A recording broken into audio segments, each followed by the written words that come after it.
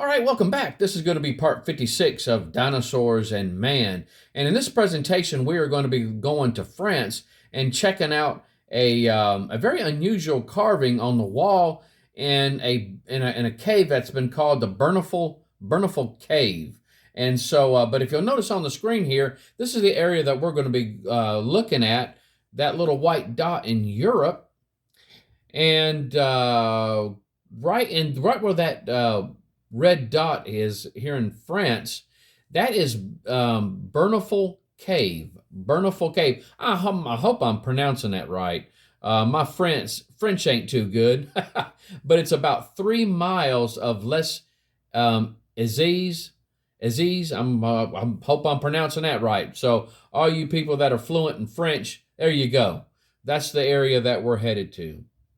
And this information came from a book entitled Buried Alive by Jack Cuozzo, Dr. Jack Cuozzo. Now, this guy is an orthodontist. His credentials are extremely extent. This right here is just a little bit of it. But he studied at Georgetown University, biology major and philosophy minor, and obtained degrees from the University of Pennsylvania, DDS, and Loyola University, Chicago Graduate School of Dentistry, MS. I guess that's master's. I'm not sure, guys. I'm not a college educated person myself, but oral biology certificate of specialty in orthodontics.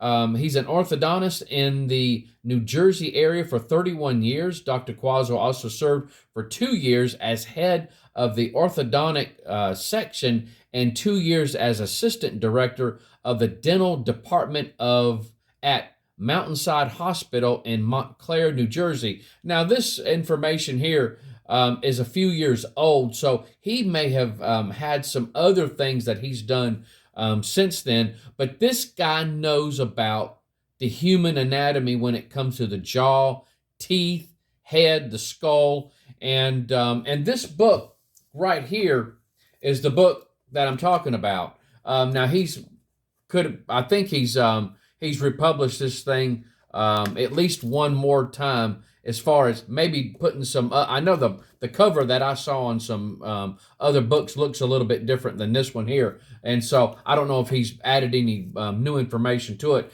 But guys, this book is good. I've read this book from end to end. But what he did is he studied the actual bones, the actual Neanderthal bones.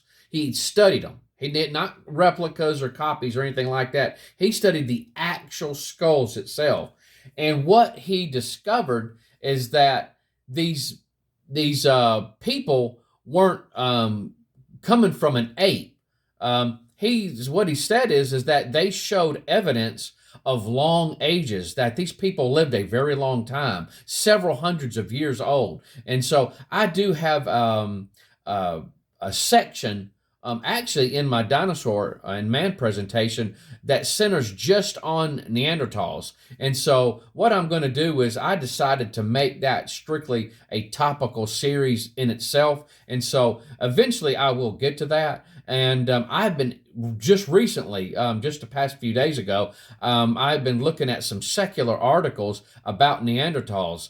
And it's quite amazing, guys, what they have discovered about these people. One is that they're people. They're people. They're not humans or, descended from an ape.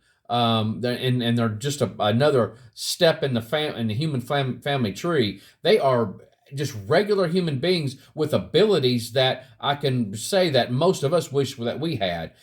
More robust, strong. Some of the DNA that they've studied, that these people were built for speed and that they could outrun, many of the Olympians in the 100-meter dash. I mean, these people, they were built for quick bursts of speed. And so, they were quite intelligent, and that some of the things that they discovered about how they made pitch very well could answer how Noah did it. How Noah pitched the ark within and without. And so, all based upon things that they have found on how Neanderthals put their tools together. But Jack Coazzo has studied the bones extensively and said that these people, their bone structure showed that they actually grew at a much slower rate than we do now, and that they lived a very long time, several hundreds of years. And so, but going back on the screen here, this is a wall in a cave. Bernifal Cave. Bernifal Cave. I hope I'm pronouncing that right. It's there on the top left-hand corner. Bernifal Cave. And but if you'll notice, right in the middle, it looks like there is a carving right there of two animals going head to head. Now, what is supposed to be shown here is a mammoth on the right-hand side and what could be a bipedal dinosaur on the left-hand side, and they're kind of going head to head like a confrontation. And if you guys want to pause this and get a really good look, I can see it. I can actually see images in there. They're not as distinct as I would hope, but there does look like it's two images there. And again, you got some age on this, and so, but it does appear to have something there.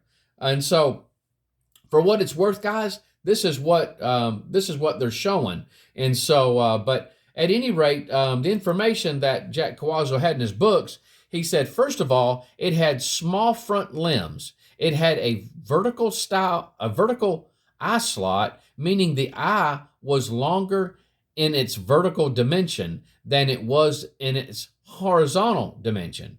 The snout in front of the eye looks to be somewhat hollowed out, as if the bone in that place was concave. No large teeth protruded from either jaw, but what looks like small teeth were in either the upper or lower jaw.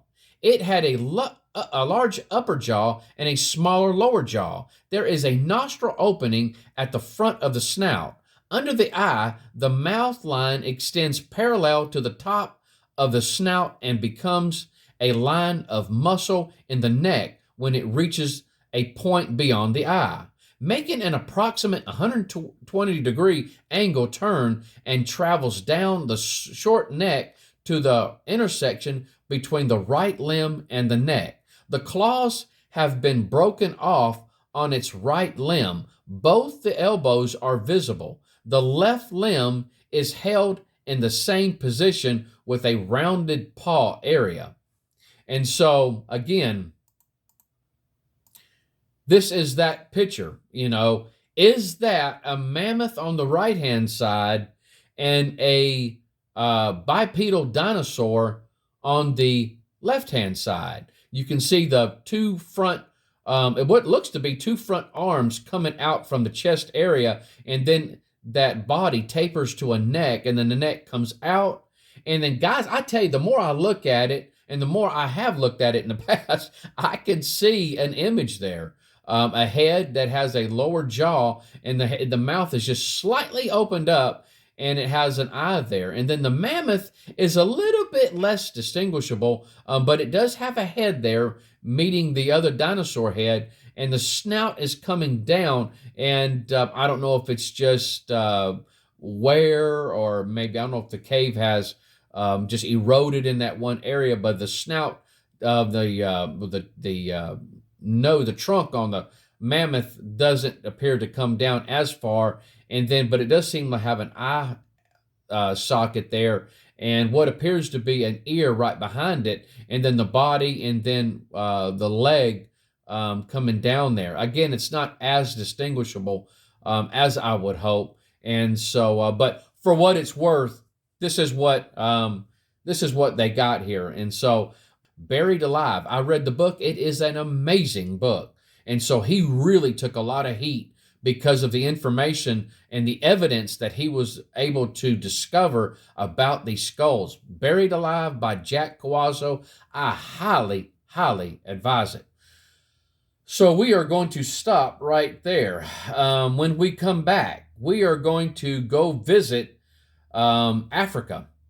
And we're going to center our attention on into the area of the Congo and the Congo swamps. And guys, this is probably one of my favorite things to talk about when we talk about dinosaurs and man.